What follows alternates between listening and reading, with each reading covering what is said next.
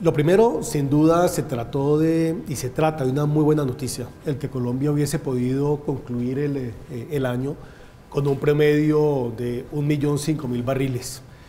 Si bien es cierto que el año pasado inició con una producción que, si mal no recuerdo, era de 1.037.000 barriles y que se aprecia, de todos modos, gradualmente se apreció una caída en la producción, pues de todos modos, yo creo que fue muy meritorio y muy importante conservar esa producción por encima del 1.000.000 de barriles. ¿A qué se debió?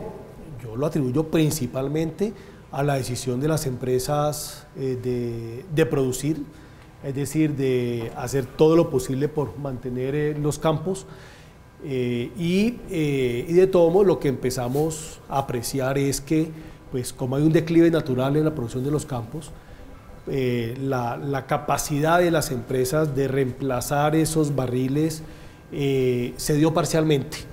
Esto en parte también se explica por una razón: en la medida en que caen los precios internacionales del crudo, pues lo que hacen las empresas que están produciendo es ver cómo logran compensar los faltantes de caja, produciendo más o buscando conservar por lo menos la producción. Y ese es el esfuerzo que hicieron todas las empresas. Cosa distinta básicamente es si es sostenible. Y pese a que las empresas expresan que ojalá sea factible este año mantener esa producción lo más cerca al 1.000.000 de barriles, pues todo indica que va a ser muy difícil. Ayer el ministro Cárdenas precisamente dijo, vamos a reducir la meta y la fijó en 944.000 barriles. Esa reducción de 56.000 barriles diarios, ¿será suficiente teniendo en cuenta cómo va la situación de las empresas? En los estimativos, tanto de la ANH del año pasado, incluso de la Asociación Colombiana del Petróleo, era básicamente que era muy factible que no se concluyera el año pasado con un promedio por encima del 1.000.000 de barriles. Estuve entonces ligeramente por encima, pero lo que hemos señalado desde el año pasado es que pues, es inevitable, es muy difícil evitar que la producción caiga. El ministro Cárdenas pues, ha señalado, se ha atrevido incluso a dar una cifra de 944.000 barriles. Nosotros lo que hemos identificado en la asociación es que de pronto este año estaríamos entre 950.000 y 1.010.000 barriles este año. A partir de lo que nos indican las empresas. Nosotros todos los años hacemos un estudio de ambiente e inversión con las empresas y uno que realizamos, eso fue en septiembre, octubre del año pasado, pues eso es lo que nos indicó. Ahora, ¿qué ocurre? Los precios de hoy día son muy distintos incluso a los precios de octubre del año pasado.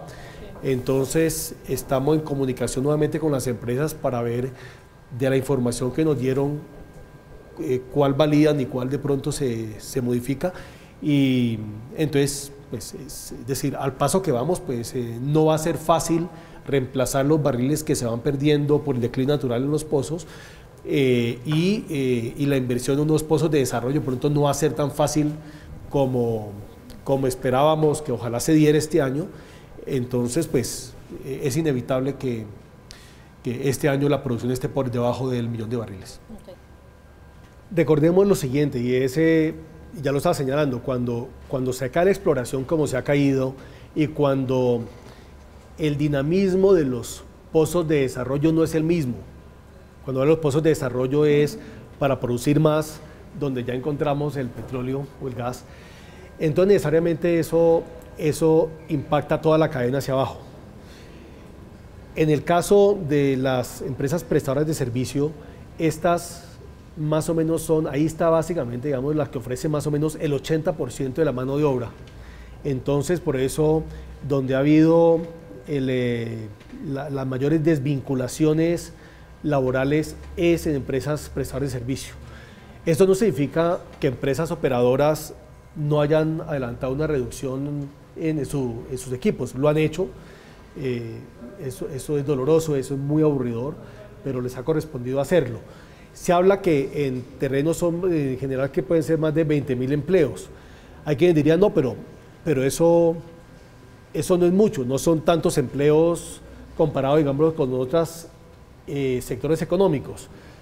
A ver, recordemos que buena parte de los empleos están en regiones donde la presencia del Estado es tan precaria y donde la dinámica, las economías de estas regiones pues han dependido principalmente de la industria petrolera. Entonces hay un golpe, el golpe sí es significativo y nos debe importar, por un lado.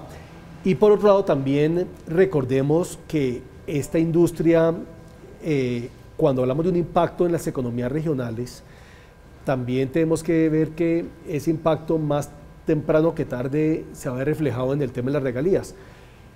¿Qué ocurre? Independientemente de la modificación del régimen de regalías y que las regiones productoras hoy día les llegue, digamos, básicamente muy pocos recursos comparado a lo que les llegaba antes, pues eran recursos muy importantes.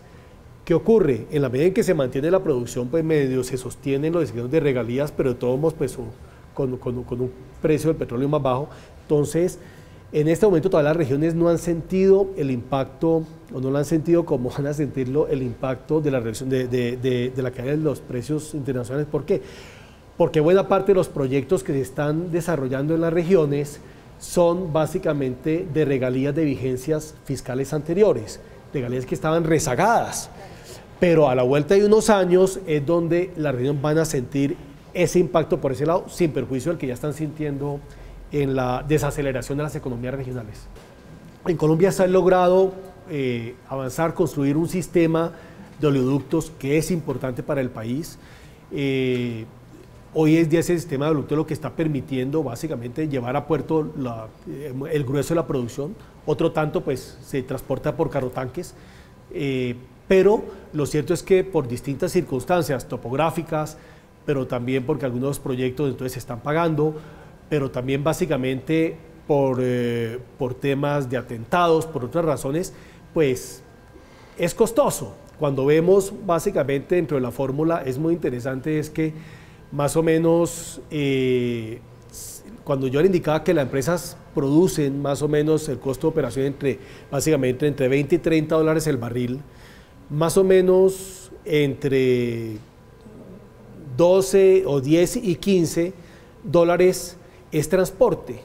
Entonces, en el caso de Colombia, a veces es más costoso llevar el crudo a puerto que sacar el petróleo. Entonces, eso lo que significa es que debemos tener una gran exigencia hacia adelante. La tenemos productores, transportadores, para que no solo tengamos el mejor sistema de oleoductos y de gasoductos, que tenemos ahí unas precariedades muy claras, sino para que sean, digamos, sean menos costosos, porque si no, entonces entramos en un círculo vicioso, y es que si el costo de transportar es muy alto, entonces pues no vamos a tener el volumen que requerimos para que esos oleoductos sean rentables, y entramos en un círculo vicioso. Entonces, ese es, por ejemplo, un segundo aspecto, y podría mencionar otros más, pero el punto de fondo básicamente es las medidas que se han tomado son muy importantes, han ayudado sin duda, pero debemos hacer más. E incluso en relación con esas medidas, cuando vemos que se ha prolongado esta crisis, de pronto los 9 meses más 6 meses que hablamos con la NH de pronto van a ser insuficientes para que las empresas se logren ajustar, se logren acomodar a esta situación y puedan salir adelante.